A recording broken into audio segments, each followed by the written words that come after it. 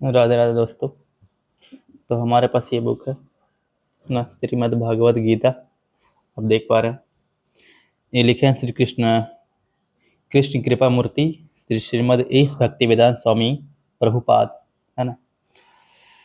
इनके संस्थापकर्ता अंतर्राष्ट्रीय कृष्ण भागवत संघ है। तो चलिए इसके कुछ आपको श्लोक सुनाते हैं। आपको श्लोक पढ़ना अच्छे से आता है तो एक अच्छे से श्लोक मैं पहले ढूंढूंगा आपके लिए। तो मैं दो कुछ सुना देता हूँ, 10-12 सुना देता हूँ यार, कहीं जाएगा, है ना। तो कुछ मुझे अच्छे श्लोक मिल जाए कृष्ण और अर्जुन की वार्तालाप की, तो मैं आपको सुनाऊंगा जरूर।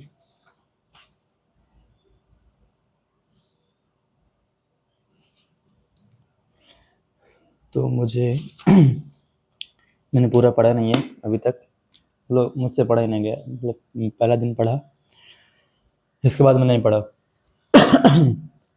बहुत अच्छी लगता है पढ़ना, मतलब मेरा मन, अगर मैं डिप्रेस फील करता हूँ ना, तो इसे 1-2 लाइन पढ़ूंगा, मतलब फिर से वापस मतलब जलवा में अपने फोकस वापस आ जाता है मेरे पास। बल ठीक कर ले।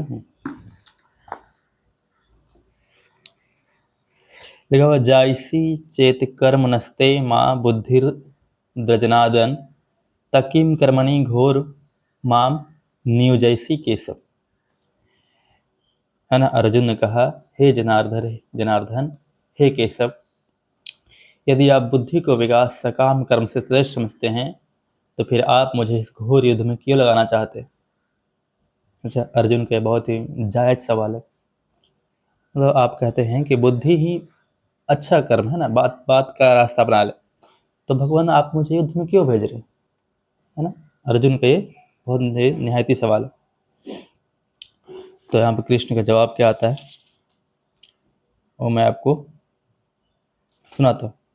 लिखा हुआ, व्यामी श्रवेन वाक्येन बुद्धि मोहि विषयु में तदेकम वद निश्चित येन श्रेतो अस्यास अश्वाम।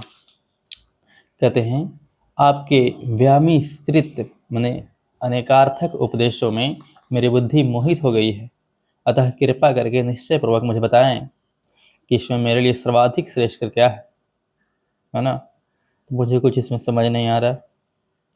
अब भगवान कहते हैं, लोको सिद्धि विधा निष्ठा पुरा प्रोक्ता मया नदया ज्ञान योगेन संख्या नाम कर योगेन योगी नाम। कहते हैं, हे निष्पाप अर्जुन, मैं पहले ही बता चुका हूं कि आत्म साक्षात्कार का प्रयत्न करने वाले दो प्रकार के पुरुष होते हैं।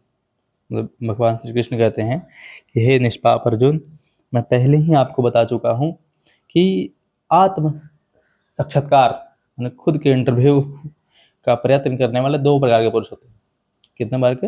2 प्रकार के पुरुष होते हैं। कुछ इसे ज्ञान योग द्वारा समझने का प्रयत्न करते हैं, तो कुछ भक्तिमय सेवा के द्वारा, है ना।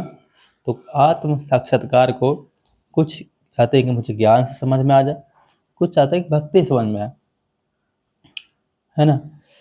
आगे बोलते हैं, न कर्म नाम नारभम नैष्कर्यम पुरुषो अस्त्रुए न च सन्निश्चिन्नादेव सिद्धिम शमसी गच्छन्ति। कहते हैं, न तो कर्म से विमुख होकर कोई कर्म फल से छुटकारा पा सकता है और न केवल संन्यास से सिद्ध प्राप्त की जा सकती है। तो कई लोग मानते हैं कि संन्यास ले लेंगे, है ना, दुनियादारी छोड़ देंगे, सिद्धि प्राप्त हो जाएगी, लेकिन नहीं। भगवान कृष्ण ने स्पष्ट कहा है कि ना तो कर्म से विमुख होकर, मैंने कर्म को छोड़कर कर्म फल से छुटकारा पा सकता है, ना आपको कर्म का फल मिलेगा ही, मतलब आप कुछ करेंगे तो उसका फल मिलेगा, नहीं करेंगे तो भी फल मिलेगा, ना। कर्म को आप छोड़ नहीं सकते। न केवल संन्यास से सिद्धि प्राप्त की जा सकती है, केवल संन्यास सिद्धि प्राप्त नहीं की जा सकती। अगला बात, न ही कश्चि क्षमपि जातु तिष्ठ कर्मकृत कार्यते हवशम कर्म सर्व प्रकृति जन्य। कहते हैं, प्रत्येक व्यक्ति को प्रकृति से अर्जित गुणों के अनुसार विवश होकर कर्म करना पड़ता है ना। यहाँ पर भगवान कृष्ण स्पष्ट कहे हैं कि प्रत्येक व्यक्ति को प्रकृति से अर्जित गुणों के अनुसार, माने प्रकृति जो आपके अंदर गुण, मतलब किसी के अंदर पढ़ाने गुण है, है ना, अलग अलग गुण, किसी का नृत्य करने का गुण है, तो प्रकृति से आपको जो गुण मिलेगा अगर मिल गया है तो आप विवश होकर आपको कर्म करना ही पड़ेगा। अतः कोई भी एक क्षण भर के लिए भी बिना कर्म किए नहीं रह सकता। कुछ ना कुछ तो करोगे, बिना कर्म किए एक क्षण भी नहीं रह सकता, ऐसा श्री कृष्ण कहते हैं। आगे लिखा हुआ है कि कर्मेण इंद्रियाणि संयम या आस्ते मनसा स्मरण इंद्रियार्थ विन्मूढ़ात्मा मिथ्याचार स उच्यते। कहते हैं कि जो कर्मेंद्रियों को वश में तो करता है, जो कर्मेंद्रियों को वश में तो करता है, किंतु जिसका मन इंद्रिय विषयों का चिंतन करता रहता है वह निश्चय रूप से स्वयं को धोखा देता है और मिथ्याचारी कहलाता है। ब्रह्मचारी नहीं, मिथ्याचारी कहलाता है। तो यहाँ पर भगवान कृष्ण हमें थोड़ा क्लियर कट यानी स्पष्ट रूप समझा रहे हैं कि यदि आप सिर्फ कर्म इंद्रियों को अपने वश में करते हैं, मतलब कुछ कर्म आप नहीं करते है ना, मतलब आप गंदे चीज नहीं करते, आप किसी को धोखा नहीं देते, आप किसी का दिल नहीं दुखाते, लेकिन अगर आप ऐसा कर नहीं रहे, लेकिन अगर आप मन में भी सोच रहे हैं, आपकी इंद्रियां भी इस विषय में सोच रहा है, तो भी आप ब्रह्मचारी नहीं, मिथ्याचारी, आप झूठा जीवन जी रहे हैं, जैसे कि मेरे साथ हो रहा है। मैं स्वीकार करता हूँ कि मैं मिथ्याचारी हूँ, मैं स्वीकार करता हूँ कि मैं मिथ्याचारी हूँ। कैमरे में डाल के बोला। इसमें थोड़ा तात्पर्य है तो मैं इसको फिर से पढ़ूंगा क्योंकि मुझे ये अच्छा लगा। लेकिन ऐसे अनेक मिथ्याचारी व्यक्ति होते हैं जो कृष्ण भावनामृत में कार्य तो नहीं करते किंतु ध्यान का दिखावा करते हैं, जबकि वास्तव में मन में इंद्रिय भोग का चिंतन करते रहते हैं। हाँ, ऐसे लोग अपने अबोध शिष्यों को बहकाने के लिए शुष्क दर्शन के विषय में भी व्याख्यान दे सकते हैं। ओहो, मतलब कई मतलब ऐसे जो मतलब भगवान के शरण में जैसे कई लोग साधुगण नहीं होते, हाँ, तो दिखावा ऊपर से करते हैं कि भगवत के लिए कार्य कर रहे हैं, भगवान प्राण पाने के लिए कार्य, लेकिन उनकी इंद्रिय कहीं और चल रहा होता है, उनका चिंतन का जो विषय है वो गंदी होती है ना। और ऐसे लोग, कृष्ण कहते हैं कि ऐसे लोग वो अपना शिष्य बना सकता है और अपने शिष्यों को भगाने के लिए झूठे फिलोसफी है ना, छोटे किस्म की फिलोसफी का व्याख्यान भी कर सकते हैं।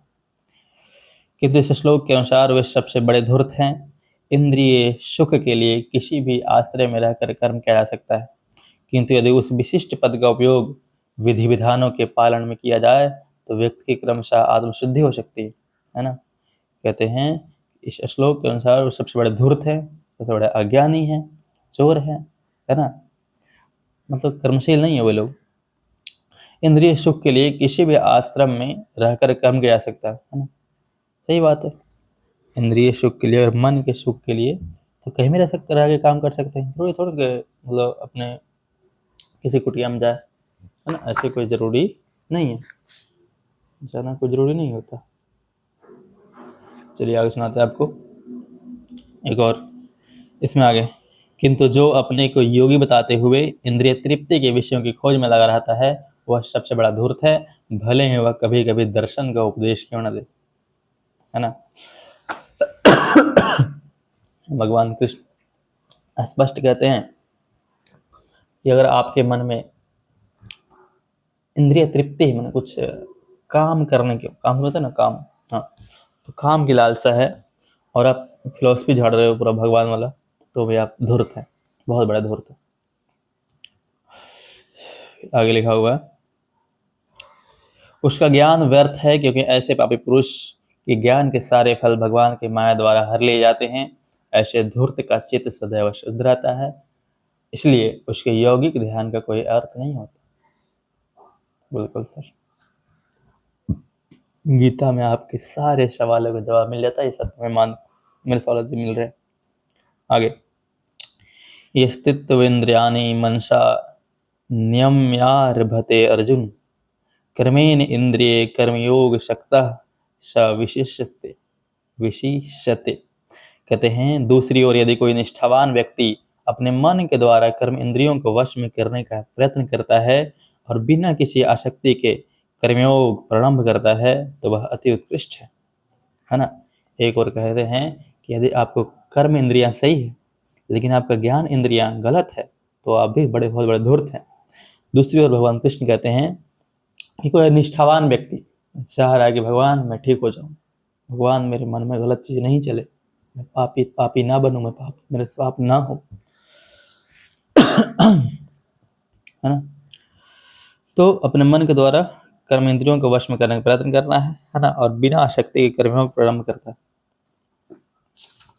चलिए आगे पढ़ते हैं। लिखा हुआ है कि नियतम कुरु कर्म त्वम कर्मे ज्योति हाप्त कर्मणः शरीर यात्रापि च तेना प्रसिद्ध देन कर्मणः। कहते हैं कि अपना नियत कर्म करो, क्योंकि कर्म ना करने की अपेक्षा कर्म करना श्रेष्ठ है ना। अपना नियत कर्म करो, लगातार जिस कर्म में करो अपना काम करते जाओ, क्योंकि कर्म ना करने की अपेक्षा कर्म करना श्रेष्ठ है ना। कुछ काम नहीं कर रहे हो, कुछ कर्म नहीं कर रहे हो, उससे अच्छा तो कुछ कर ले, है ना, श्रेष्ठ है। कर्म के बिना तो शरीर निर्वाह भी नहीं हो सकता। वाह, आप अगर कर्म नहीं करते हैं तो आपको शरीर से मुक्ति भी नहीं मिलेगी, आप मर भी नहीं पाएंगे अच्छे से। आगे कहते हैं यज्ञात अर्थ कर्मणो तत्र लोगयम कर्म बंध तदर्थ कर्म कौन्तेय मुक्ति संग समाचार। कहते हैं श्री विष्णु के लिए यज्ञ रूप में कर्म करना चाहिए, अन्यथा कर्म के द्वारा इस भौतिक जगत में बंधन उत्पन्न होता है। अतः हे कुंती पुत्र, उनकी प्रशंसा के लिए अपने नियत कर्म करो, इस तरह तुम बंधन से सदा मुक्त रहोगे। क्या बात। इसमें कहते हैं कुछ मेरे को दिमाग में नहीं खेल हलवा, तो फिर से पढ़ा बानी। श्री विष्णु के लिए यज्ञ रूप में कर्म करना चाहिए, अन्यथा कर्म के द्वारा इस भौतिक जगत में बंधन उत्पन्न होता है। अतः हे कुंती पुत्र, उनकी प्रसन्नता के लिए अपने नियत कर्म करो, इस तरह तुम बंधन से सदा मुक्त रहोगे। बिल्कुल। सहज्ञता प्रजा श्रेष्ठा पुरोवाच प्रजापति अनेन प्रशविष्यधे उमेश वो अस्तित्व कामधुक। कहते हैं सृष्टि के प्रारंभ में समस्त प्राणियों के स्वामी ने विष्णु के लिए यज्ञ सहित मनुष्यों और तथा देवताओं की संततियों को रचा और उनसे कहा तुम इस यज्ञ से सुखी रहो, क्योंकि इसके करने से तुम्हें सुख पूर्वक रहने तथा मुक्ति प्राप्त करने के लिए समस्त वांछित वस्तुएं प्राप्त हो सकेगी। देवान्य भाव्यतानेन ते देवा भावन्तु व परस्परम भाव्यन्तः श्रेय परमवसत। कहते यज्ञों के द्वारा प्रसन्न होकर देवता तुम्हें भी प्रसन्न करेंगे और इस तरह मनुष्य तथा देवताओं के मध्य सहयोग के शवों को संपन्नता प्राप्त होगी। अगला श्लोक में पढ़ना चाहूंगा। अगला श्लोक कहता है जीवन की विभिन्न आवश्यकताओं की पूर्ति करने वाले विभिन्न देवता यज्ञ संपन्न होने पर प्रसन्न होकर तुम्हारी सारी आवश्यकताओं की पूर्ति करेंगे, किंतु जो इन उपहारों को देवताओं को अर्पित किए बिना भोगता है वह निश्चित रूप से चोर है, चोर। यज्ञ शिष्टासिनः संतो मुंचते सर्वगिल्ल से भुज्यते ते तोहम पाप ये पंचत कारणत्या। कहते भगवान के भक्त सभी प्रकार के पापों से मुक्त हो जाते हैं। अगर कोई पाप किए भी हैं तो भगवान के जो भक्त होते हैं वो सभी प्रकार के पापों से मुक्त हो जाते हैं, क्योंकि वह यज्ञ में अर्पित किए भोजन को ही खाते हैं। यज्ञ में जो उनको भोजन मिलता है यानी जो प्रसाद मिलता है ना, उसी को ही खाते हैं। अन्य लोग जो अपने इंद्रिय सुख के लिए भोजन बनाते हैं वो निश्चित रूप से पाप खाते हैं, है ना। हाँ, अगर तुम सोचो आप कोई मेस में खाना बना रहे हो, मतलब ऐसा मेस जैसे मंदिर के लिए आप, जैसे अभी सुने कि अयोध्या में एक रामपुर है ना, रामलला या रामपुर ऐसे करके मेस था, वो बंद हो चुका क्योंकि एलपीजी का सप्लाई नहीं मिल रहा। तो वही अगर उसमें जो खाना बनाने वाले, जो क्या बोलते हैं खाना बनाने वाले को, कुक, इंग्लिश में कुक ही बोलते हैं, हिंदी में आप देख लेना। तो जो कुक हैं वो क्या सोचते होंगे, अगर वे सच्चे मन से कराना था कि मैं भगवान के लिए खाना बना रहा हूँ, सही है, लेकिन अगर मन उनका खराब तो पाप खाते हैं भाई, पाप खिलाते हैं भी। अन्नाधवंती भूतानि पर्जनाद संभव यज्ञादवती पर्जन्य यज्ञ कर्म संबध। कहते हैं सारे प्राणी अन्न पर आश्रित हैं, जो वर्षा से उत्पन्न होता है, वर्षा यज्ञ संपन्न करने से होती है और यज्ञ नियत कर्मों से उत्पन्न होता है। तो यहाँ पर बहुत सारे सीढ़ियाँ जोड़ दी गई है फिर से आपको सुनाता हूँ। देखो, सारे प्राणी अन्न पर आश्रित है ना। सारे लोग जो हम लोग किस पे अन्न भोजन पर आश्रित है, और भोजन किस पे आश्रित है? वर्षा पर आश्रित है, और वर्षा यज्ञ पर आश्रित है, और यज्ञ जो है ना दोस्त, कर्मों पर आधारित है। अब किस कर्म के तहत किस मन से यज्ञ करें, तो अच्छे कर्म करेंगे तो अच्छा यज्ञ होगा, अच्छा यज्ञ होगा तो अच्छा वर्षा होगी, और अच्छा वर्षा होगी तो अच्छे फसल होंगे, फसल होंगे अन्न होंगे, तो हम लोग प्राणी जीवित रहेंगे। फिर चलिए आगे बढ़ते हैं। कर्म ब्रह्मोद्भवम विद्धि ब्रह्माक्षरसम उद्भवम तस्मात् वर्षगतम ब्रह्मा नियतम यज्ञ प्रतिष्ठितम। कहते हैं वेदों में नियमित कर्मों का विधान है, और ये वेद साक्षात श्री भगवान से प्रकट हुए। वेदों में नियमित कर्मों का विधान है कि आपका क्या क्या कर्म करें, इसके बारे में बताया गया। किनमें? किसमें? वेदों में। वे साक्षात श्री भगवान से प्रकट हुए हैं। फलतः सर्वव्यापी ब्रह्मा यज्ञ कर्मों में सदा स्थित रहता है ना। सर्वव्यापी ब्रह्मा यज्ञ कर्मों में सदा स्थित रहता है। आगे हमारे कृष्ण बोलते हैं, एवं प्रवृत्तम चक्रूम नानूर्तवीय आधायुद्र मेघम पार्थ सजीवित। कहते हैं प्रिय अर्जुन, जो मानव जीवन में इस प्रकार वेदों द्वारा स्थापित यज्ञ चक्र का पालन नहीं करता, वो निश्चय ही पापमय जीवन व्यतीत करता है। ऐसा व्यक्ति केवल इंद्रियों की पुष्टि के लिए व्यर्थ ही जीवित रहता है। तो सुना आपने यहाँ पे क्या बात कही गई हमारे भगवान श्री कृष्ण के द्वारा। कहते हैं अर्जुन, हे प्रिय अर्जुन, मैं हे हे जो मानव जीवन में इस प्रकार वेदों द्वारा स्थापित यज्ञ चक्र पालन नहीं करते, जो वेदों द्वारा जो कर्म बताया गया वो कर्म का पालन नहीं करते, वे निश्चय ही पापमय जीवित व्यतीत करते हैं, मतलब पाप पूर्वक जीवन व्यतीत करते हैं। ऐसा व्यक्ति केवल इंद्रियों की मतलब मन की पुष्टि के लिए बस जीवित है, भाई साहब की जिंदा है बस, है ना। यस्तवाव मृतेव अस्यादातृष्टम मानव आत्मेव च संतुष्ट से कार्यम न विद्यते। कहते किंतु जो व्यक्ति आत्मा में ही आनंद लेता है तथा जिसका जीवन आत्म साक्षात्कार युक्त है, जो अपने में ही पूर्णतः संतुष्ट रहता है, उसके लिए कुछ करणीय कर्तव्य नहीं होता। क्या बात है। कहते हैं कि जो व्यक्ति आत्मा में ही आनंद लेता है, मैंने अपने में मस्त रहता है, बस सेल्फ हैप्पी, मतलब आप अंदर से मस्त रहे, जिंदगी है, कुछ भी हो, अच्छा हो बुरा हो, सब मतलब मेंटेन तो होता रहता है। तो इसलिए जो व्यक्ति आत्मा में ही आनंद लेता है तथा जीवन आत्म साक्षात्कार युक्त है, उन्हें अपना इंटरव्यू खुद लेते रहते हैं, भाई आशीष तुम क्या कर रहे हो यार, क्या मन चल रहा है, गलत तो नहीं चल रहा, पढ़ाई हो रही है, पीछे आ जाओगे, है ना। तो खुद का इंटरव्यू खुद लेते रहो, जैसे कि मैं तो लेता रहता हूँ। और जो अपने में पूर्णतः संतुष्ट रहता है, जो खुद में संतुष्ट है कि जितना है सही है, आगे पाने के लिए मैं मेहनत करूंगा, बिना मेहनत के मुझे कुछ नहीं चाहिए, है ना। Without struggle I don't want anything. Okay, चलिए आगे का। और ऐसे लोग को कोई कर्म नहीं है, आप अच्छे दिल से करेंगे अगर ऐसे लोग हैं तो। लेकिन नैव तस्य कृतेनार्थो नाकृतेन कश्चन चास्रोपदेशु कश्चि तर्ध व्यापश्रयः। कहते हैं कि स्वरूप सिद्ध व्यक्ति के लिए न तो अपने नियत कर्मों को करने की आवश्यकता रह जाती है, न ऐसा कर्म न करने कोई कारण हो जाता है, उसे किसी अन्य जीव पर निर्भर रहने की आवश्यकता भी नहीं रह जाती। ठीक है, बहुत बढ़िया, आगे लिखा। तस्माद् शक्तम सततम कार्यम कर्म समाचार अशक्तो हाच कर्म परमाणति पुरुष। कहते हैं कर्म फल में आसक्त हुए बिना मनुष्य को अपना कर्तव्य समझकर निरंतर कर्म करते रहना चाहिए, क्योंकि आसक्त होकर कर्म करने से उसे परम ब्रह्मा की प्राप्ति होती है ना। आपका जो कर्म है तो बिना कर्म फल की चिंता किए, है ना, बिना कर्म फल की चिंता किए बगैर अपने कर्तव्य को निरंतर करते रहना चाहिए, अपने कार्य को लगातार करते रहना चाहिए, क्योंकि अगर ऐसा करेंगे तो आपको परम ब्रह्मा की प्राप्ति होगी। और 3 इडियट मूवी में ये बताया गया है ना कि फल हमारे हाथ में नहीं, कर्म हमारे हाथ में। रणछोड़ दास चांसठ ने कहा था कि नहीं, इसमें वाला था कर्म करो, फल की चिंता नहीं करो।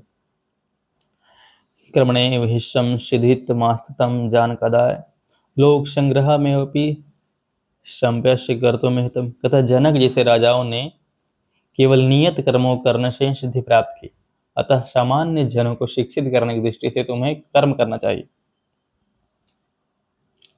यद्यदाचरति श्रेष्ठदेव तो जनः स यत्र प्रमाणः कुरुतो लोक्यस्य तनु वर्तते। कहते हैं कि महापुरुष जो जो आचरण करता है सामान्य व्यक्ति उसी का अनुसरण करते हैं। क्या बात है। जो महापुरुष लोग होते हैं, जैसे है ना, हम लोग बहुत सारे लोगों का पालन करते हैं, आचार प्रशांत, है ना, आचार प्रशांत का पालन करते हो आप लोग? मैं तो करता हूँ। मतलब जो महान पुरुष होते हैं मैं तो उनको महान मानता हूँ। मतलब भाई साहब यूपीएससी निकालना, है ना, अहमदाबाद से एमबीए करना, अपना कॉर्पोरेट में जॉब की, चाहते तो लाखों कमा सकते थे, लेकिन नहीं, उन्होंने गीता पढ़ाना चुना, लोगों को सही करना चुना, लोगों को जीना सिखाया। तो आप लोग जरूर आचार्य प्रशांत से जुड़िए, यूट्यूब से हमारे आचार्य प्रशांत, उनका ऐप भी है, और हो सके तो लाइव गीता सत्रों में जुड़िए। मैं जुड़ा था बट कर नहीं पाया, तो माफी चाहता हूँ आचार्य जी आपसे। वह अपने अनुसरणीय कर्मों से जो आदर्श प्रस्तुत करता है संपूर्ण विश्व उसी का अनुसरण करते हैं। जो महापुरुष होते हैं, है ना, वो जैसे कर्म करते हैं सारे लोग उसी का पालन करते हैं, है ना। वो अपने आदर्श को जैसे प्रस्तुत करता है संपूर्ण विश्व उनका पालन करता है, जैसा भी करे, है ना। लेकिन न में पार्थस्ति कर्तव्यम त्रिषु लोकेषु किश्चन नानवप्तमापलसम वर्त एव च कर्मणि। कहते हैं हे पृथापुत्र, अर्जुन को पृथापुत्र कह रहे हैं, पर्यायवाची दोस्तों याद रखो, पर्यायवाची। देखा, हे पृथापुत्र, तीनों लोकों में मेरे लिए कोई भी कर्म नियत नहीं है, न मुझे किसी वस्तु का अभाव है और न आवश्यकता ही है, तो भी मैं नियत कर्म करने में तत्पर रहता हूँ। श्री कृष्ण कहते हैं जब कृष्ण की क्या ही कमी है, चाचा राम सोता, विष्णु क्या कमी है, सांप पे सोता, क्या हो जाता, लेकिन नहीं, फिर भी वो दुनिया के लिए काम करते हैं, बार बार जन्म लेते हैं। ये सुनाते हैं, यदि हव्यम न वर्तेयुं जातु कर्म यत्र तंद्रियः मम वर्तमान नो वर्तन्ते मनुष्य पार्थ सर्वशः। क्योंकि यदि मैं नियत कर्मों का सावधानी पूर्वक न करूं तो हे पार्थ, यह निश्चित है कि सारे मनुष्य मेरे पथ का अनुगमन नहीं करेंगे। ओहो, यही कहते हैं कि अगर मैं लगातार कर्म ना करूं, है ना, तो शायद मेरा पालन नहीं होगा, मुझे मेहनत करना होगा। उच्चीदेवरुमके लोकाना कुर्याम कर्म चेदम संग्रह्य च कर्ता शाश्वमुष्पणे प्रजा। यदि मैं नियत कर्म ना करूं तो ये सारे लोग नष्ट हो जाए, तब मैं अवांछित जन समुदाय को उत्पन्न करने का कारण हो जाऊंगा और इस प्रकार संपूर्ण प्राणियों की शांति का विनाशक बनूंगा। ऐसे करेंगे? वो नहीं करेंगे, क्यों करेंगे? न बुद्धि भेदम जनिदाम कर्म संगिनाम जोशते सर्वकर्माणि विद्याशम समाचारण। कहते विद्वान व्यक्ति को चाहिए कि वह सकाम कर्मों में आसक्त अज्ञानी पुरुषों को कर्म करने से रोके नहीं, ताकि उनके मन विचलित ना हो, अपितु भक्ति भाव से कर्म करते हुए वह उन्हें सभी प्रकार के कर्मों में लगाए, कृष्ण भावमित का कर्मी विकास हो। अगला श्लोक है, प्रकृति क्रियमाणी गुण कर्माणि सर्वशम अहंग विना करता मित मंत्र। कहते हैं जीव आत्मा अहंकार के प्रभाव से करना नहीं है, शर्माना नहीं है। शर्माओगे तो सारू जाओ, तो शर्माना और माना ही वैसे कुछ गरीबों का, तुम अमीरों।